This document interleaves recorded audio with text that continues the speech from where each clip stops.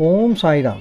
Shirdi Sai channel की ओर से प्रस्तुत साई संदेश पत्र के क्रम में द्वारका माई से साई संदेश में कहा गया है कि बुरहानपुर की महिला।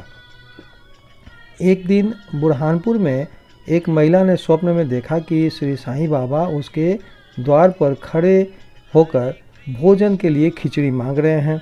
उसने उठकर देखा तो द्वार पर कोई भी नहीं था। फिर भी वो प्रसन्न हुई और उसने यह स्वप्न अपने पति तथा अन्य लोगों को सुनाया। उसका पति डाक विभाग में नौकरी करता था। वे दोनों बड़े ही धार्मिक थे।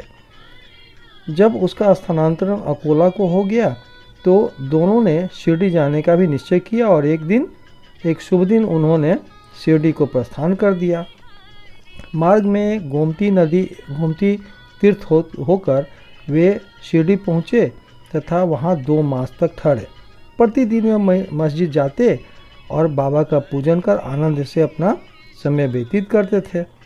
यद्यपि दंपति खिचड़ी का नैवेद्य भेंट करने को ही आए थे, परंतु किसी कारणवश उन्हें 14 दिनों तक ऐसा संयोग प्राप्त नहीं हो सका।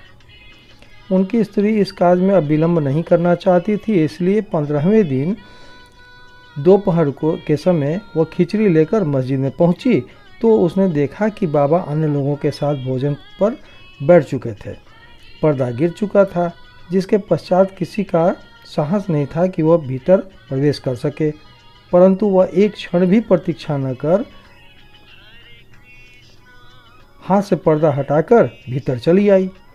बड़े आश्चर्य की बात थी कि उसने देखा कि बाबा की इच्छा उस दिन सबसे पहले खिचड़ी खाने की ही थी, जिसकी उन्हें आवश्यकता थी। जब वह थाली लेकर भीतर आई तो बाबा को बड़ा हर्ष हुआ और वे उसी में से खिचड़ी का ग्रास लेकर खाने लगे।